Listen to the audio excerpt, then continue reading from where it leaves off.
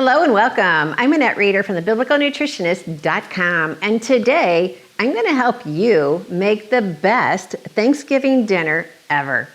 I know there's some recipes in our Thanksgiving dinner that we are not allowed to change, but I'm going to challenge you on how you can change them, make them even more nutritious, and watch your family get excited. This is going to be such a delight. Get your notebook out. Start to take notes. I've got a free download of all of the recipes I'm going to be sharing with you. You can just download those and get ready for your best Thanksgiving ever. I know your family is going to love it.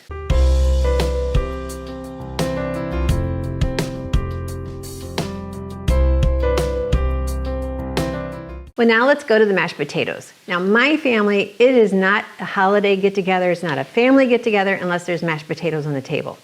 And it better be a big bowl full of mashed potatoes, because we also love our leftovers. But yet there's many variables that you can add to your mashed potatoes, even without your mashed potato connoisseurs figuring it out, that can increase the nutritional value and also improve the flavor. So a couple of those tips, which I put on your handout, is we can actually, first of all, I would use either the red potatoes or the Yukon Gold. They have a creamier, they're more moist. And the white potatoes, the Idaho potatoes, they're okay for a baked potato if that's what you prefer. But for mashed potatoes, they're really dry. You're going to have to add a lot of ingredients to make the creamy texture. Whereas with red potatoes or Yukon Gold, they naturally are a creamier potato. I've even made mashed potatoes with purple potatoes, and those taste delicious, but they kind of play with your mind a little bit as that they should be a mashed potato. So that's the first step. So the first step is use a better quality potato. The second is, now this is sometimes hard to find, but it's a white sweet potato. When you have a white sweet potato, you don't have quite as much beta carotene, but you do have more vitamin A and other nutrients, more so than what you're getting in the regular potatoes. So adding in a white sweet potato, obviously the color is the same. I've already cooked it together here. Your family won't see a color change, so that's important. And they're going to get higher nutritional value. Plus, these are not a sharp flavor as some of the orange sweet potatoes. And of course, sweet potatoes come in all different colors. We're just used to only seeing orange, but they come in purples and reds and whites and yellows. And so we're adding some white sweet potato. So what I did for our family is we're doing half and half. Half of the red and half of the white, and making that our blend. So I went ahead and cooked it. You can cook your potatoes in a broth. You can add any type of flavoring to the water. You can also just roast your potatoes first and then blend them up, and you'll get a more earthy flavor for your mashed potatoes. So I would like to see some of you do that, and then put your comments down below. How did it turn out doing it that way? Now we're going to go ahead and use the Bosch mixer. If you have the Bosch mixer, typically I have the dough hook on the mixer all the time. So I'm not going to need that, but I am going to take my metal whip drive, and I'm going to go ahead and use these paddles here. They just do a fabulous job of the potatoes. And then I'm going to put the potatoes in the Bosch mixer. Now, because my family loves potatoes, we make a lot. So put those in there. Now for my seasonings, I used to use a Morton's flavor of seasoning, but now because Redmond's Real Salt has come out with some flavored salts, these are so incredible. We sampled them at our last retreat and everyone loved it. And so one has the garlic and one has just an onion flavored salt. And as I've taught you before in many videos, real salt, meaning just real salt that God made, has 83 minerals in it. The salt you buy that's processed in the store has none, okay? All right, you have sodium chloride, so you get 2. But you're not getting the real minerals that you need to order to metabolize the salt well. So we're going to go ahead and use these seasonings. I'm going to use butter. I have to make it the way my family loves it. And typically I use some sour cream, but today I'm going to be using some Greek yogurt.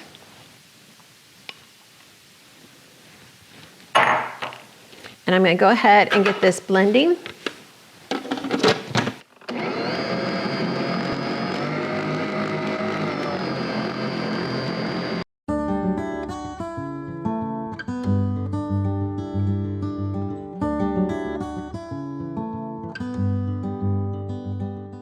All right, so I'm going to go ahead and use some of the seasoning.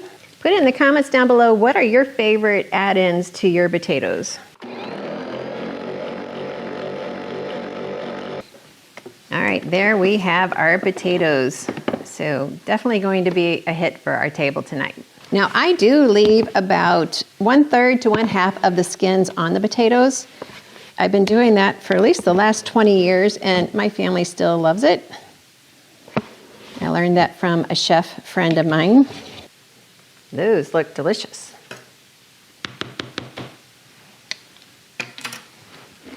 All right, there we go.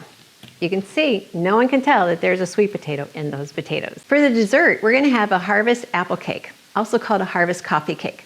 Now my kids are gonna bring the pumpkin pie and the apple pie, but I'm gonna bring in the harvest apple cake because I so love it. It is so delicious and just really fresh tasting, and it has all of the fall flavors of cranberries and apples to make the perfect dessert. This recipe is from my cookbook, Healthy Treasures Cookbook.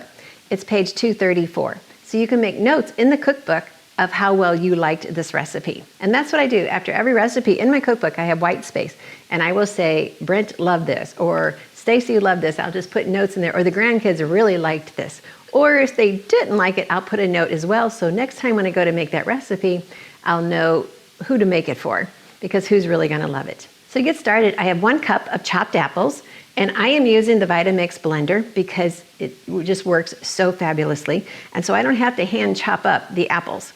That makes for just a quick work in the kitchen. To this, we're gonna add 2 cups of dried cranberries. We're gonna add 1 cup of chopped nuts. Now, for this, I'm using walnuts, but you could use any nut that is your favorite. We're just gonna top that on top. And then we're gonna add 2/3 a cup of honey crystals. Now, honey crystals, you'll also see in my cookbook, it'll say sucanat. Basically, it's dried sugar cane. It's not a processed white sugar, which we're trying to avoid. So 2/3 of a cup.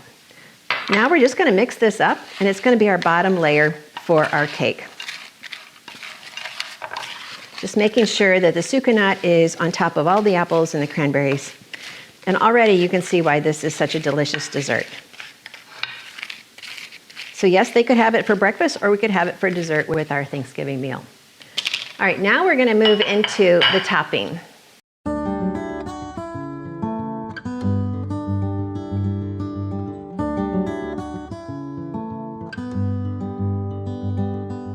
So for the topping, I'm gonna cream together some of the ingredients. And the first is the butter.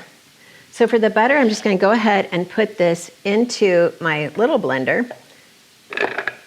And to this, I'm gonna go ahead and add in my eggs. So I've got 3 fresh eggs.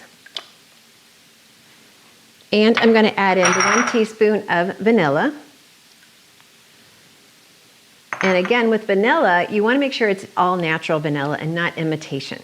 You're worth more than having imitation food on your plate. And then we're gonna add just a 1/3 cup of fresh applesauce. And I say fresh because I make my own applesauce. Okay, we'll go ahead and get this blended up.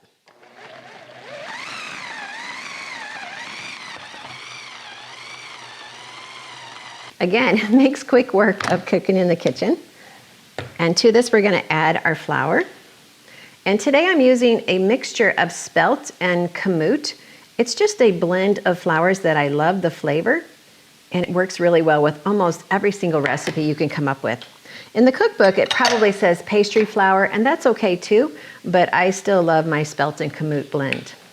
It also makes the very best bread ever.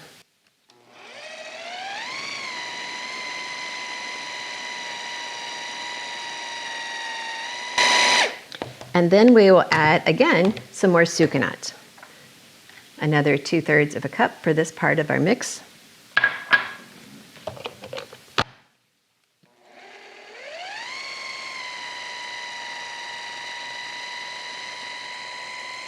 Now, if you don't have a handy blender like this, that's okay. You can just use a bowl. We can go ahead and finish it there. And I just love how it creams the eggs and the butter and the vanilla and the sucanat so well. But we can definitely do this by hand in a bowl. And then I'll go ahead and add in our baking ingredients, which is the salt and the baking powder.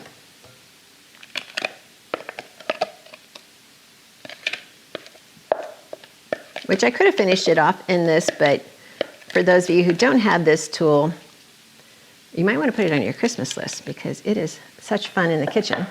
but definitely you can do it by hand.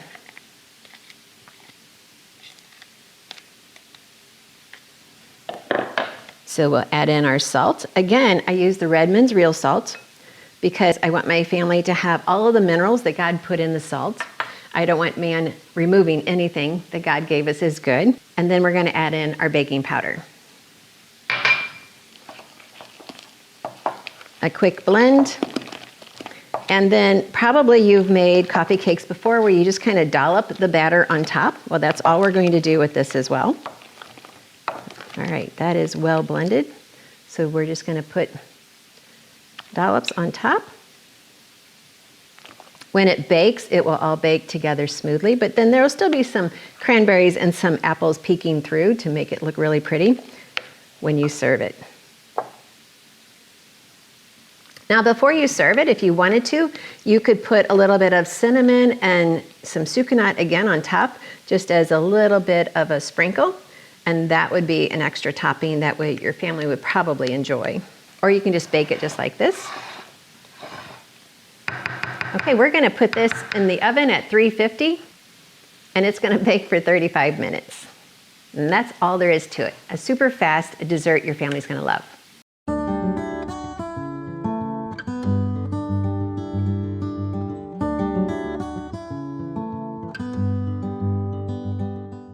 Well, we made the apple cake yesterday, and it's delicious, I'll just tell you that.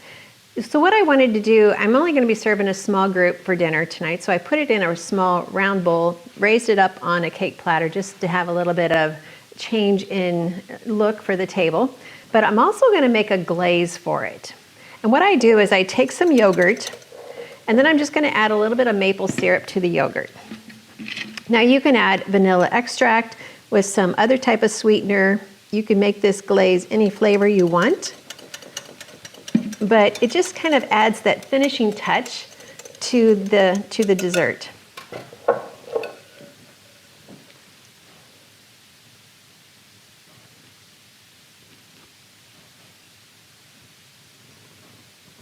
And I don't need a lot, I just need a little, and there we go. I know some people like to put icing or they like to use more of a whipped topping, but if I use the yogurt, I'm getting high quality protein, and so I'm adding that nutritive value to the dessert. And the flavor is just more unique, and I like that as well. So now we have that ready to go and ready to serve.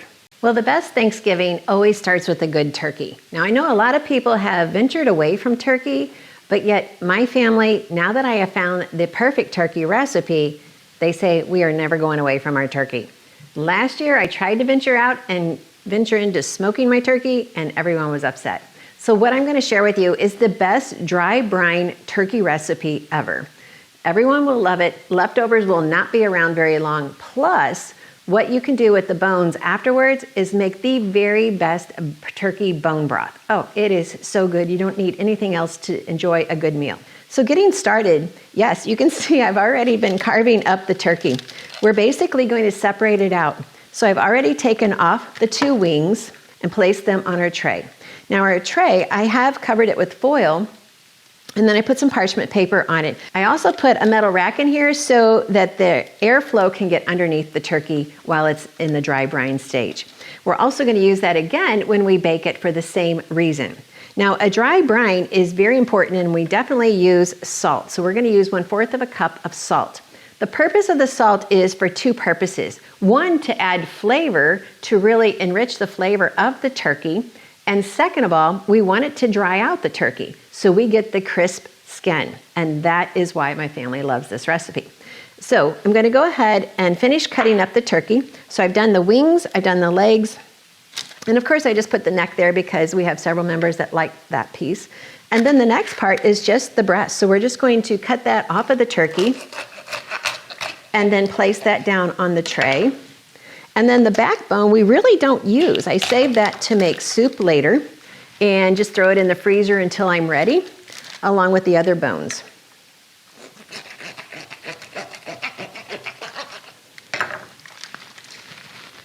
Now, if you are a person who doesn't like doing this, you get a little squeamish, there are some butchers who will cut up a fresh turkey for you. There we go. And as soon as I'm done with this, we're gonna go ahead and just mix up our brine.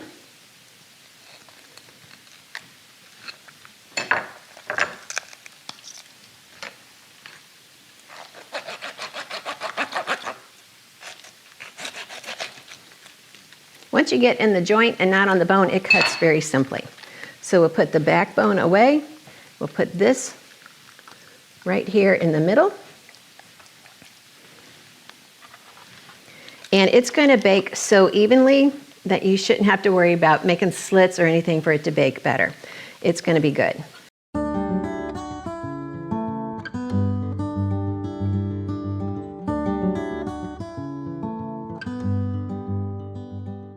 So our recipe is this. We're going to have 1/4 of a cup of salt. I use Redmond's real salt because it just has all of the minerals in it that God designed. I do not ever want to be using Morton's salt or iodized salt or any of the processed salts. This way, your body gets exactly what it needs to be as healthy as possible. Now, I also have in here already my freshly cracked pepper, and you can smell the aroma of the cracked pepper in here. Freshly cracked pepper is going to give you a stronger burst of flavor. It's going to season the meat even better than using the pepper that might be in your pantry for a couple years. And I will admit, I've got pepper up there that's been there probably 10 years. It just keeps getting pushed to the back of the pantry. So we're going to mix 2 tablespoons of freshly cracked pepper. It could be the black pepper, the pink pepper, the white pepper, or a mixture of all 3. And yes, I am using my favorite tool, a Fisky. To this, we're going to add 2 tablespoons of onion powder, 2 tablespoons of garlic powder, and then 1 tablespoon of smoked paprika. It is one of my favorite spices ever.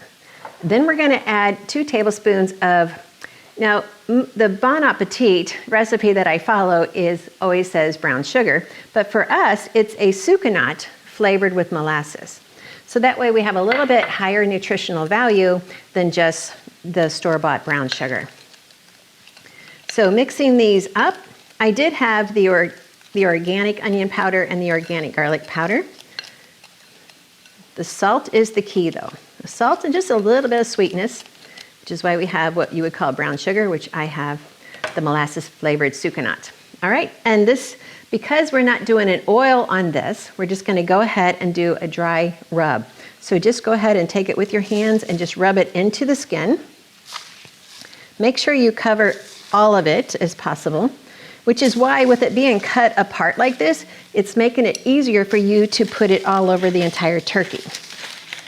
When we have the turkey that is still in the whole form, it's harder to get the brine into all of the places.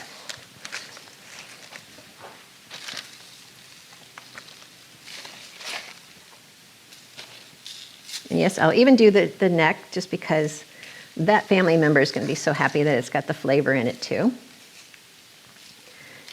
Yeah, so when you do the wet brines, it's just harder to get the turkey to dry so you can have the seasoning stick to it. And you have a lot of seasoning, but I am just going to generously coat this turkey. After this, we're going to leave it uncovered because I need it to dry. And I need it to dry out. That's the purpose of the salt. And we're going to leave it uncovered. We're going to put it in the refrigerator for a minimum of 24 hours, and you can even do it up to 2 days. Now, the interesting part of that is that when I don't calculate my days correctly, and I realize at the last minute, oh, Thanksgiving is not enough days for this to sit, you can do a quicker brine, but your best flavor is going to be a minimum of 24 hours up to 2 days, 48 hours. That's your best flavor for the brine. All right, I'm going to pop this in the refrigerator just like this, not cover it up at all, and leave it sit there till we're ready for the next step.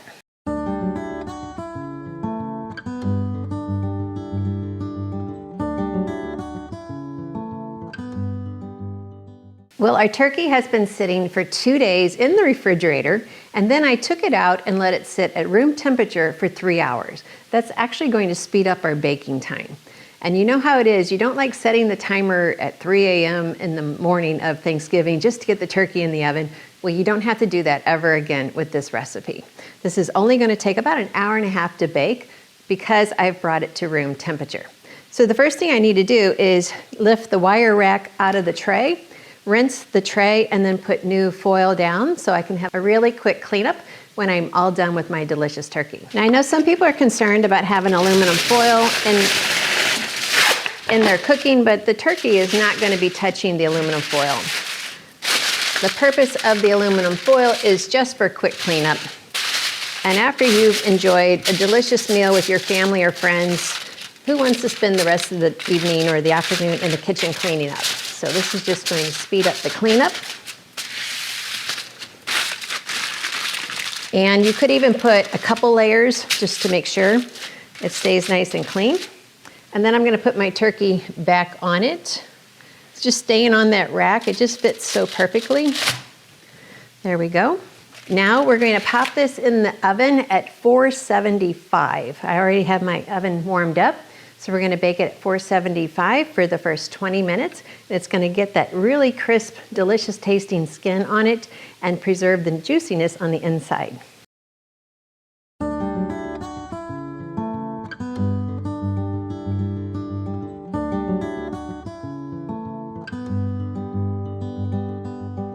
With our turkey, for it to taste amazing, that your family's going to say, okay, we're going to eat that turkey every year, the dry brine is important. That's a very important step. But the other important step is the glaze. And so for the glaze, we're going to use some soy sauce. I am still using Bragg's soy sauce, or liquid aminos is what they call it. And that we're going to use right at 1/3 of a cup. And then I have some red wine vinegar. And to this, we're going to add some olive oil. So we've got 6 tablespoons of olive oil.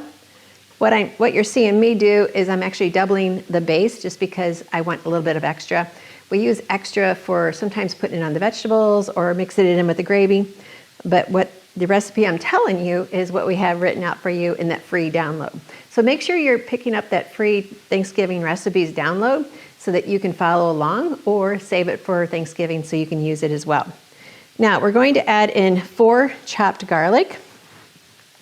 You can mince them, you can chop them, whatever you prefer. And then it calls for some fresh herbs. So I went out in my yard, and you can vary this up for you. I've got some basil, some rosemary, some oregano, and some thyme in here. You can use fresh herbs. But I know not all of you have fresh herbs in your garden. And so I went ahead and put out 2 tablespoons of some dry mix of herbs. So it's the same thing, it's the same blend, but I'm just using it already dried and ready to go. But if you have these, what I would do if it were me is, I don't want all the leaves in my sauce, so I would take this and I would bind it up with some yarn. And then I would, well actually I wouldn't put all of that into it, but I would cut about, let me just show you real quick here. So I would cut this up right here, I would tie this up right here. I don't really need the top parts.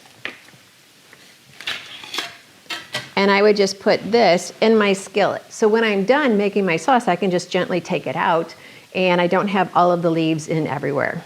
But instead, because I know not all of you have that, I'm gonna go ahead and use the dried spices. And we're gonna cook this just for a couple minutes until it just barely coats the back of a metal spoon, and then we know our glaze is perfect.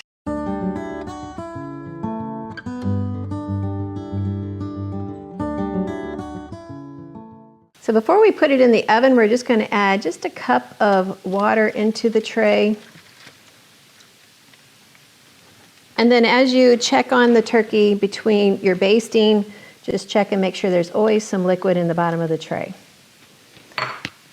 Now we've made our baste, so I'm just going to start putting this over the turkey.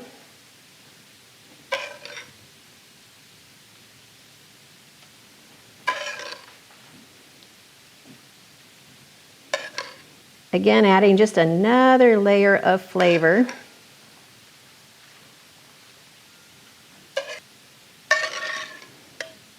And since we have it all cut up as opposed to a whole turkey, it bakes more evenly and it just makes for less time in the oven.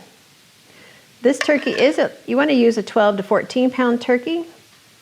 If you have a large family, then what I would do is get 2 12 to 14 pound turkeys so that they both can, if your oven can hold it, so they both can cook at a good timely manner. And we will put that in the oven and get it baking. Well, our turkey is done, and one of the ways to make sure your turkey is 100% done is by inserting a thermometer deep into the breast piece, and you want that to reach up to 150. Then the second way is going into the thigh, and you need that to be right at 170. It's as simple as that. Once you remember those numbers, you're good to go, and you will always have the perfect turkey. So once that is done, you would take it out of the oven and then cover it with some aluminum foil. We call it tinting. And then you would let it sit for about 30 minutes. Now it's still going to continue to cook, which is not a bad thing. It actually enhances the flavor even more. Once it has sat for 30 minutes, you can start carving it and serving it to your family. Now I am not the world's best carver, but it'll taste good. So that's all that matters to my family is, does it taste good? And the answer will be yes. So however you are at carving turkey, just go ahead and, did you see that juice pop out? That means we've got a delicious turkey. And then look at the skin. That whoever gets the pieces of the skin, they're going to love it. Now we do have a lot of sodium in our flavoring, so some people may not want the skin, but they will still benefit from having the flavoring with the brine. Now, if you don't let people, like if they take a wing and they chew on the wing, if you don't let them do that, if you remove all of the meat yourself, then you can save the bones to make the best turkey broth ever.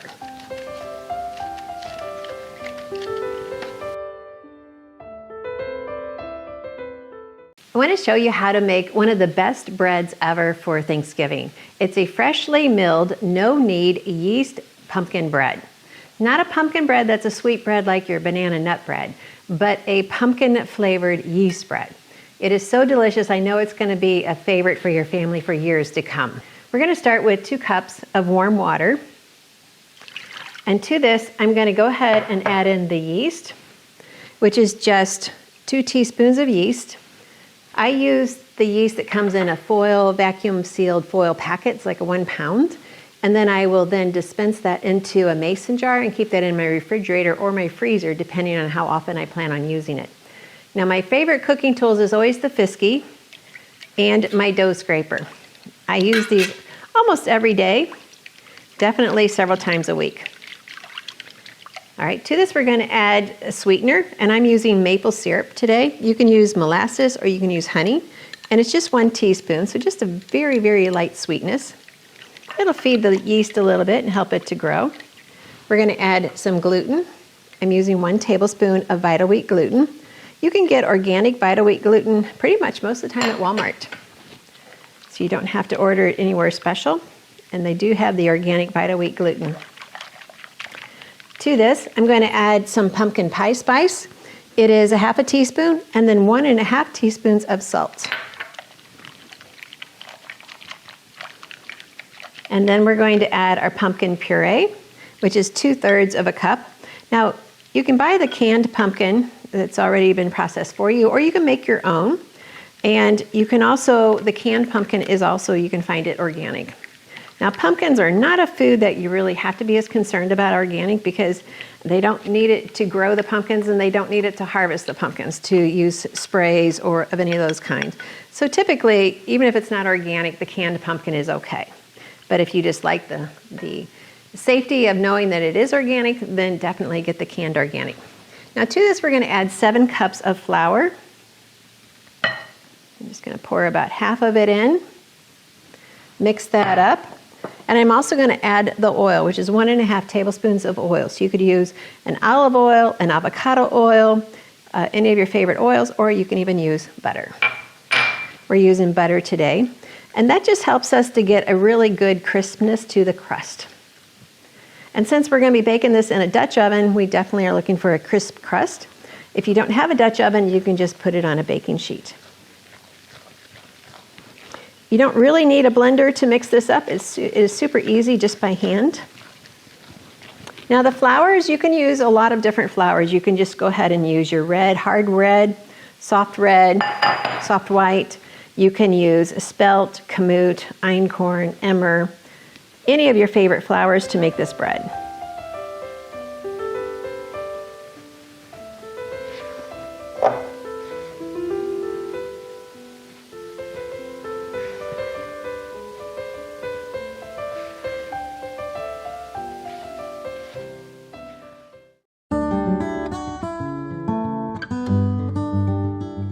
Now, when I say it's a no-knead bread, it means I don't have to do extensive kneading, but I do want to just work in the flour, so I will knead it just a little bit, but I won't have to do too much effort. If I was going to knead it a lot, I would have put it in my Bosch mixer and let that mix for 7 minutes, which is how I normally make my regular bread, but I don't need to do that with this. I just want to incorporate all the flour so it's not sticky, and then we're going to let it rise. Now, you can rush this and just put it in a really warm place and let it rise maybe 5 to 6 hours, but it does need a good rise. Let me just do a little bit of kneading to make sure it's no longer sticky. Get enough flour in for it to hold its shape when we bake it.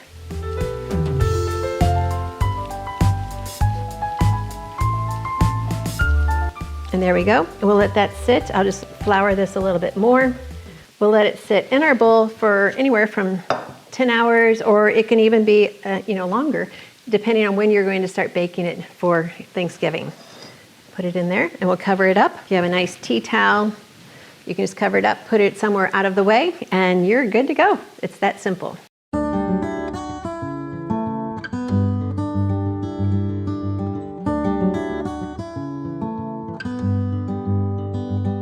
So now we're going to work on the pumpkin bread. And you can let the dough sit anywhere from 10 hours to 24 hours, and that'll be good. Now, if you're really in a hurry, you could shorten that time. You just may not get as good of a rise as you would otherwise. So I'm going to take this out of the bowl.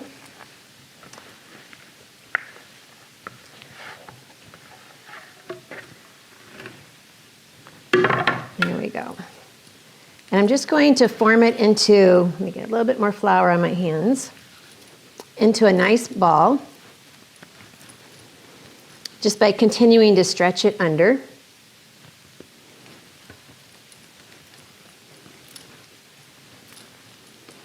And then we're going to let this rise again for 30 minutes. And then we're going to do some fancy things to it to bake it and turn it into a pumpkin. So I'm not really going to take the time to clean my bowl. I'm just going to dust it really well. And then I will put it back in this bowl for it to rise for about 30 minutes for us to get to the next step. So I've got a nice bowl here. It's going to work perfectly. So we'll put that in there. I'm just going to go ahead and turn it upside down.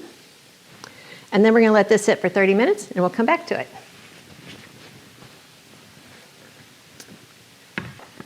All right, so it's been about 30 minutes for that to rise. Now, as you can see, I've taken 4 pieces of cooking yarn and put it down on the table here, and I have it into a nice pie cutting shape. So I'm going to go ahead and put my pumpkin bread right on top of that, and then I'm going to tie up the sides, and that's going to make a nice indentation and shape it into a pumpkin as it rises. Again, I'll let this sit for, I'll make a pretty bow. I'll let this sit, really need the extra string there. I'll let this sit for just a few minutes while we get the temperature of the oven ready at 475, and we can start baking it. I don't have to pull it in too much because as it rises in the oven, it will naturally pull itself in.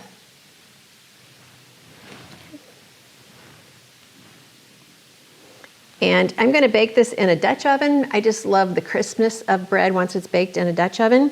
And so the Dutch oven does need to be warmed up in the oven for 30 minutes while the temperature of the oven is heating up. You don't have to have a Dutch oven though. Just put it on a baking sheet and it will bake up beautifully. And yes, we will take the strings off before we serve the bread. Okay, there we go. And I will just put this just like that into our Dutch oven, and it will rise beautifully into a beautifully shaped pumpkin. We're going to go ahead and get our pumpkin bread baking.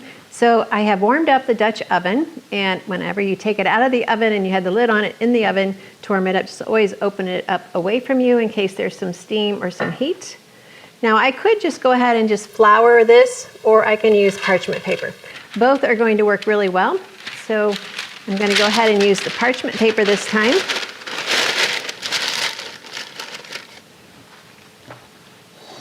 Actually, what I'm going to do is just put this here and then put my bread on top of that and then lower it in there.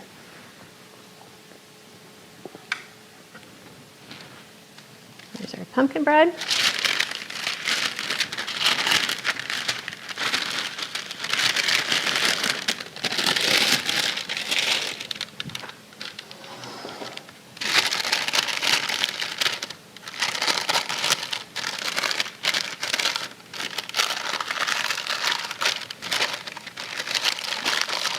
There we go. We'll put the lid back on it, and then we're going to put it in the oven at 425 and get it baking so it's going to be so perfect for your meal. Well, I wish you could smell all of the aromas that are coming through this room with all of these different foods. Here is the bread. It is finally done. Still a little bit hot to the touch. And what we're going to do now is just cut the strings off. And then we'll be able to serve our pumpkin bread.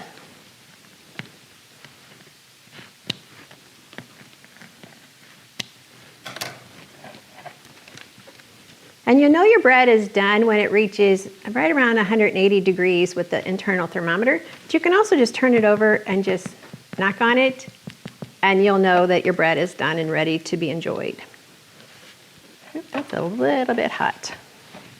Now, sometimes you can just make this bread with just making slits in the sides with your knife. The problem is with that many times when it rises during the baking, the slits kind of disappear. This makes them a little bit more pronounced, and they definitely will know that you made a pumpkin out of it.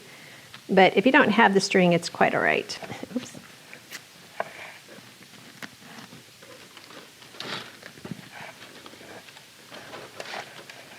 The next dish we're going to make is going to be with Brussels sprouts with some butternut squash and some red onions tossed in with a little bit of pepper with a hot maple sauce. It's going to be delicious.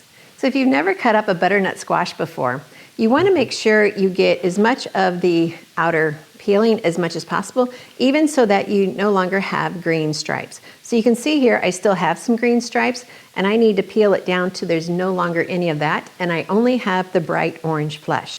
So you would just keep peeling it until, see where we still have a little bit of green there.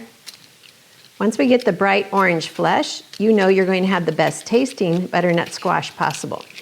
When you have a little bit of the peeling still on, it just kind of dulls the flavor, and you're not getting the vibrancy out of the butternut squash that you should be getting with your dishes.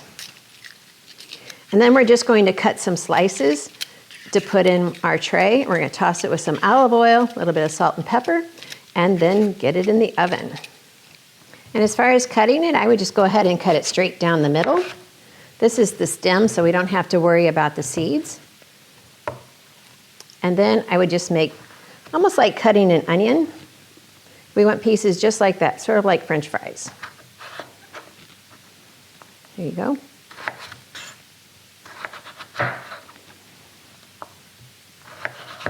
There's the first half of our butternut squash. You can make them thinner, smaller. You can make them into different shapes. You can even just go ahead and slice it first, so you don't have to cut them after they've been sliced, and then we'll get two at one time. And again, if you don't want them quite that thick, just go ahead and slice them again. We want them as uniform as possible, so if you start slicing, then go ahead and do all of them, so that way they will bake at the same time. We're then going to add our Brussels sprouts. So pretty much about 12 ounces of Brussels sprouts. I went ahead and cut the stems off and peeled the outer layers of the peelings, and that way I have the fresh green Brussels sprouts. And then I cut them in half. So we'll add them to our dish as well.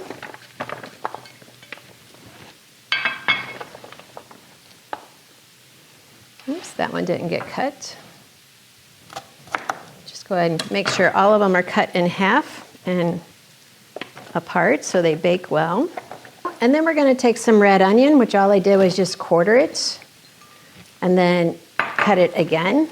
I really want the chunks, not the, more so than just the freestanding, pieces. All right, so then we are just going to toss with some olive oil. I had measured out about 1/4 cup for the olive oil, but you could use a little more or a little less. But it definitely helps to make them crisp, and it flavors them as well, and then it also helps to keep the salt and pepper on the food as well. Now, as far as salt, I always use the Redmond's Real Salt, my favorite brand of all time because I can trust it. I know exactly where it comes from, and I know it has all of the 83 minerals in it that God designed for us to have in our salt, and it hasn't been processed. Unless you want to call mining it out of the ground as a process, that you could say that. But in general, there's nothing added that God didn't put in it. So pepper, just however as much as your family likes. My family's not huge on being a pepper fan, so I don't do too much, but they do love their salt.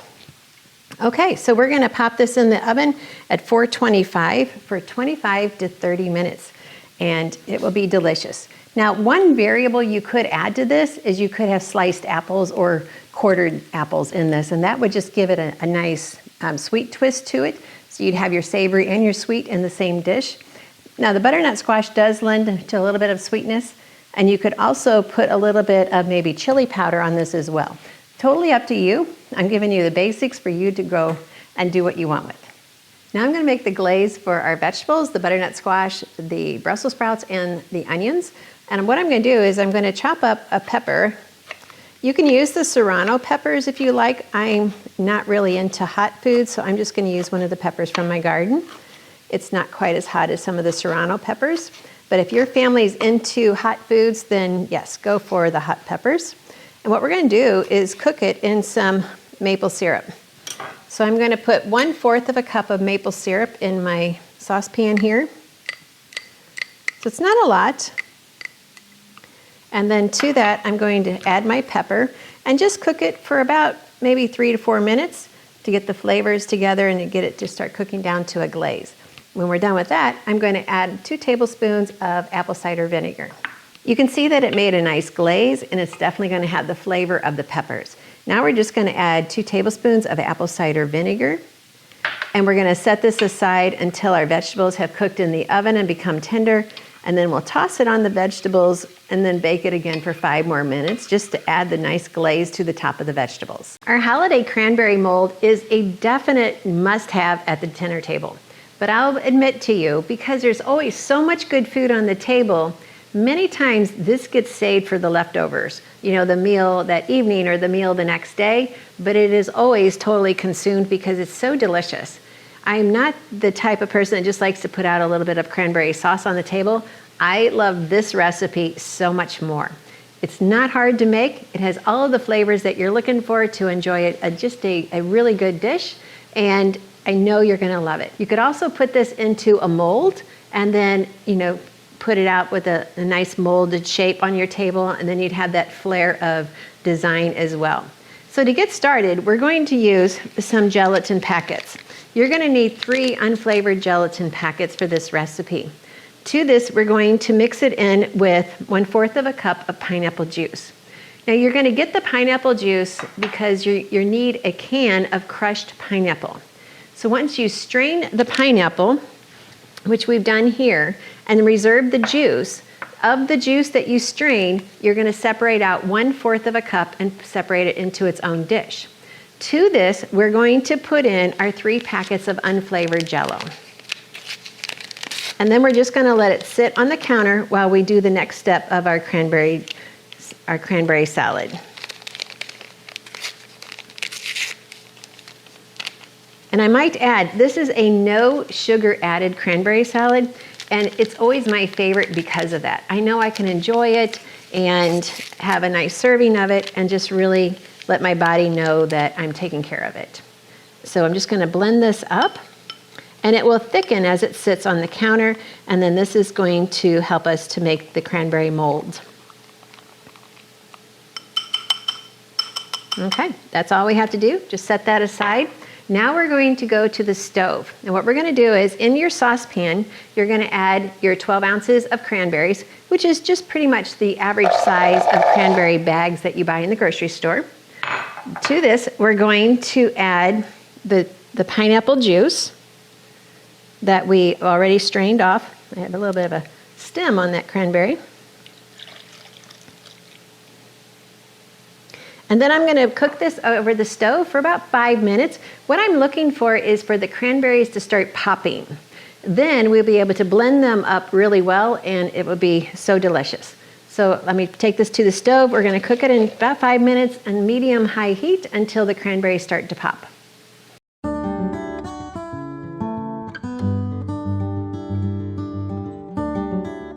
We're going to add in 1 cup of celery and some chopped apples. So the apples are kind of small this season, so I'm doing 2.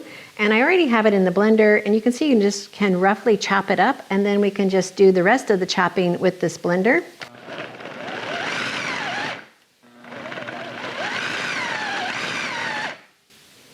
Again, it just saves time. But yes, you can definitely do it by hand, and you don't have to have this.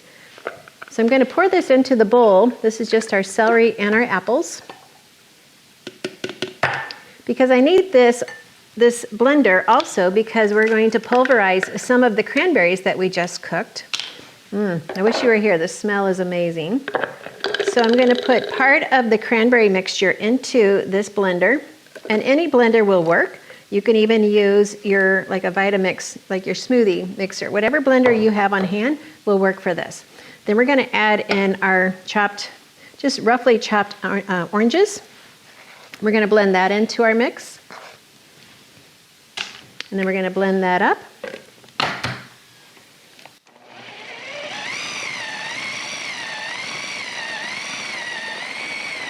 There we go. Now we're going to put this back in with our cooked cranberries and just mix it up.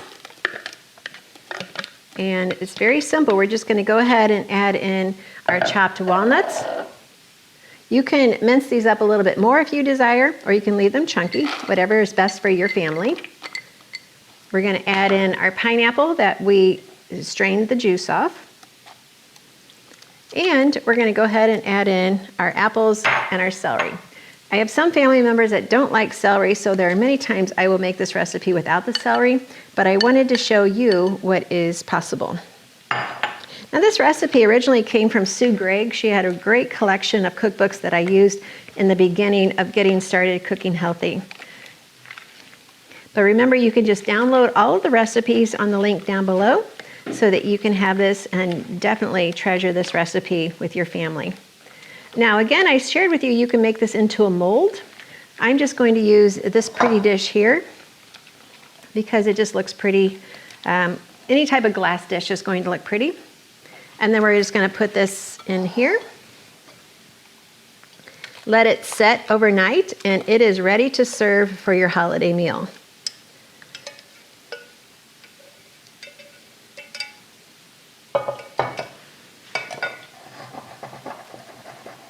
And there we have our cranberry relish dish.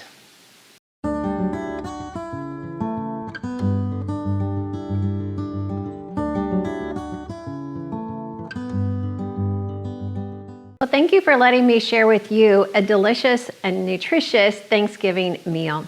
I hope I've encouraged you to try a new recipe, try a new way of serving your turkey, and you could even use that recipe with chicken. It would be delicious with chicken as well. It will be the new favorite. Instead of fried chicken, now you can have dry brine chicken.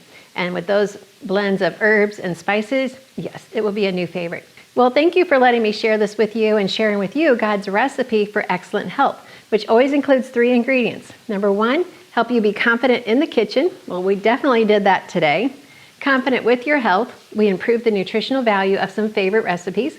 And most importantly, confident in understanding how much God loves you. With an amazing, everlasting love, He's loved you from the moment of conception, and He made you just as He wanted you to be. And He has a special purpose just for you. And He desires to have a personal relationship with you as well. So thank you again for letting me share this with you. I am Annette Reeder from The Biblical Nutritionist.